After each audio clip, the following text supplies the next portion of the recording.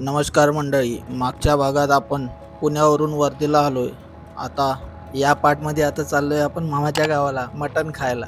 गावाकडच्या घरगुती मटणचा अस्सल स्वाद घेणार आहे. समोर दिसणारा हा लांबच लांब रस्ता आणि मनात एकच उत्साह मामाच्या गावाकडे जाण्याचा. प्रत्येक किलोमीटर सोबत शहर मागे पडत होतं आणि गावाकडची ओढ आणखी वाढत होती. एक दिवस वर्धेला थांबलो बायकोच्या माहेरी आणि आता चाललो मामाकडे मटण खायला. मित्रांनो, सध्या आपण विदर्भात आहोत. इथल्या शेतामध्ये आता खरीप हंगामाची तयारी सुरू आहे. समोर दिसणाऱ्या या शेतात प्रामुख्याने तूर आणि पराठी कापूस पेरलेली दिसत आहे. विदर्भात कापूस हे प्रमुख नगदी पीक मानलं जातं. इथली काळी सुपीक माती आणि पावसाचं वातावरण कापसासाठी अतिशय अनुकूल असतं. त्याचबरोबर तूर हे देखील महत्त्वाचं पीक आहे. तुरीमधून जमिनीची सुपीकता टिकून राहण्यास मदत होते आणि शेतकऱ्याचा अतिरिक्त उत्पन्नाचा आधार मिळतो. पावसाळ्याच्या सुरुवातीला ही दोन्ही पिके पेरली जातात. काही महिन्यात ही छोटी रोपे हिरव्यागार शेतात रूपांतरित होतात आणि नंतर संपूर्ण परिसरात कापूस आणि तुरीच्या पिकांनी भरून जातो. गावाकडचं खरं सौंदर्य म्हणजे फक्त शांत वातावरण नाही, तर या हिरव्यागार शेतामध्ये शेतकरी वर्षभर घेत असलेली मेहनत आहे. त्याच्या कष्टामुळे आपल्या ताटात अन्न पोहोचतं. म्हणून प्रत्येक शेतकऱ्यांना मनापासून सलाम.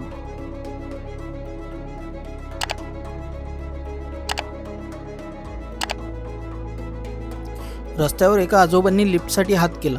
थांबायची इच्छा होती, पण हायवेवर अचानक गाडी थांबवणं सुरक्षित नव्हतं. त्यामुळे पुढे निघालो. प्रवासात माणुसकी जितकी महत्त्वाची तितकीच सुरक्षितताही महत्त्वाची आहे. गावाच्या रस्त्यावर पुढे जात असताना बस स्टँडपासून थोड्या अंतरावर ही विटाची भट्टी दिसली. ग्रामीण भागात अशा विटाच्या भट्ट्या अनेक कुटुंबासाठी रोजगाराचं महत्त्वाचं साधन असतात. इथे तयार होणाऱ्या विटापासून गावातील घरं, शाळा, शेतातील बांधकाम आणि इतर अनेक इमारती उभ्या राहतात. लाल माती, कष्ट आणि वेळ या तिन्ही जोरावर साधी माती मजबूत विटांमध्ये बनते. गावाचा विकास फक्त रस्त्यामुळे होत नाही. या भट्टीकडे पाहताना जाणवतं की गावात प्रत्येक ठिकाणी मेहनतीची एक वेगळी कहाणी दडलेली आहे.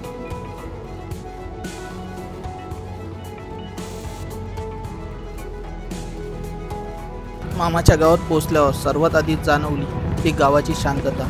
हिरवीगार शेती, स्वच्छ हवा आणि माणसाच्या चेहऱ्यावर आपुलकीचे हास्य.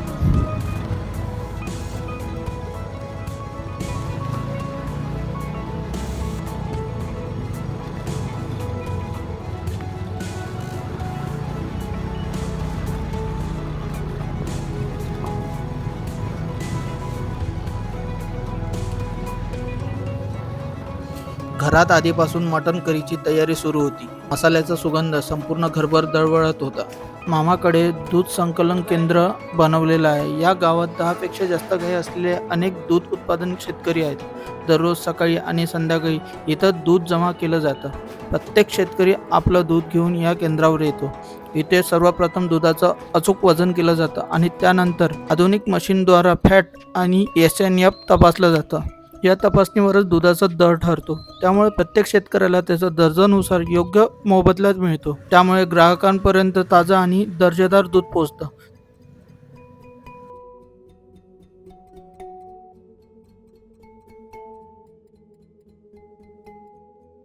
गावात फिरताना एक जुनं घर दिसलं. कधी काळी हे घर खूप मोठं आणि गजबजलेलं होतं. या घरात माणसं राहायची, अंगणात मुलांचा खेळ सुरू असायचा आणि घरभर नातेवाईक लगबग असायची. पण काळ बदलला. रोजगार आणि चांगल्या संधीच्या शोधात घरातले अनेक जण शहराकडे गेले. हळूहळू गावाकडचं घर ओस पडत गेलं आणि आज फक्त या जुन्या भिंती, त्या काळच्या आठवणी जपून उभ्या आहेत. शहरात माणसं पुढे गेली, पण मागे राहिलं ते गावातलं घर, आपलं घर आणि त्या घराशी जोडलेलं असंख्य आठवणी. कधी कधी वाटतं घर जुनी होतात, भिंती पडतात, पण त्या घरात जगलेले आयुष्य आणि आठवणी मात्र कधीच जुन्या होत नाही. गावाकडे मला एक आवडते. छोट्या छोट्या जुन्या वस्तूपासून काहीतरी नवीन बनवायचं त्यांना खूप आवड असते. आपल्या बैलबंडीला, कोणी काही गाडीला, कोणी काही सायकलला, तर कोणी काही आपल्या बाईकला सुद्धा अशा वेगवेगळ्या गोष्टी लावतात. तो ट्यूबला कट करून गाडीला लावायला एक मस्तपैकी झालर बनवत आहे आणि तो झालर तो गाडीला लावणार, त्याच्यामुळे पावसाळ्यात चिखल उडणार नाही. हे खूप छान आयडिया आहे आणि तर गावाकडे हे पाहायला खूप मिळते. तर मंडळी, अशा प्रकारे मामाच्या गावात फिरून झालं. गावातली शेती पाहिली, जुन्या आठवणींना उजाळा दिला आणि गावाकडल्या माणसाशी गप्पाही मारल्या आणि सगळ्यात महत्त्वाचं म्हणजे झणझणीत चुलीवरचं मटण खाऊन मस्त वाटलं. आता मात्र वेळ झाली आहे परतीच्या प्रवासाची. मामाच्या गावातल्या सुंदर आठवणी मनात घेऊन आता आम्ही निघालोय माझ्या गावाकडे. गावाकडचा हा प्रवास इथेच संपत नाही, कारण आता पुढे आहे माझं गाव, माझी माणसं आणि अजून काही खास आठवणी. तर चला मंडळी, आता हा पार्ट 2 इथेच संपवतो आणि नंतर तिसऱ्या पार्टमध्ये आपण जाऊया मित्राच्या लग्नाला.